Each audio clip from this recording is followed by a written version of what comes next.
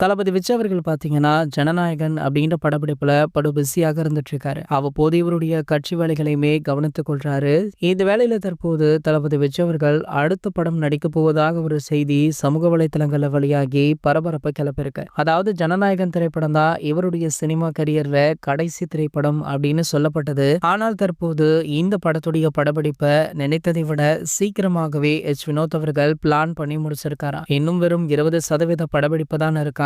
அதுவுமே அடுத்த மாதம் முழுக்கவே முடிந்துவிடும் அப்படின்னு சொல்லப்படுது. ஆகையால தளபதி விஜய் அவர்கள் ஷார்ட் டைம்ல படம் பண்ற மாதிரி ஒரு படத்துல கமிட் ஆக இருக்காரு. அந்த வகையில பாத்தீங்கன்னா அட்லி அவர்கள் ரீசெண்டாக விஜய் அவர்களை மீட் பண்ணி ஒரு 2 கதையை சொல்லியிருக்காரு. அதுல ஒரு கதையை தளபதி விஜய் அவர்கள் ஓகே பண்ணி உள்ளதாகவும் இந்த படத்தை ஷார்ட் டைம்ல எடுக்க பிளானுமே போட்டுட்டு இருக்காங்களா. அது மட்டும் இல்லாம அட்லி அவர்களுடைய டைரக்ஷன்ல கடைசியாக வெளியான ஜவான் திரைப்படமே 1000 கோடிகளுக்கு மேல வசூலை ஈட்டியது. இதனால தற்போது மீண்டுமே தளபதி விஜய் அவர்களுடன் இவர் படம் பண்ணா கண்டிப்பாக பட்ஜெட்டும் சரி படத்துடைய வசூலுமே சரி தாறுமாறாக இருக்கும் அப்படின்னுமே சொல்லப்படுது. சோ இந்த படத்துல தளபதி விஜய் அவர்கள் மட்டுமல்ல பாலிவுட் பிரபலமான சல்மான் கானுமே இருக்கார் அப்படின்ற ஒரு பேச்சுமே போயிட்டு இருக்கு. கூடிய விரைவிலேயே இதற்கான முறையான அறிவிப்பை படக்குழு தரப்புல இருந்தே வெளியிடுவாங்க. இது போன்ற சினிமா செய்திகளை பத்தி நீங்க உடனே தெரிஞ்சுக்க நம்மளுடைய தளபதி டாக்கீஸ் அப்படின்ற நம்ம சேனலை சப்ஸ்கிரைப் பண்ணிக்கோங்க.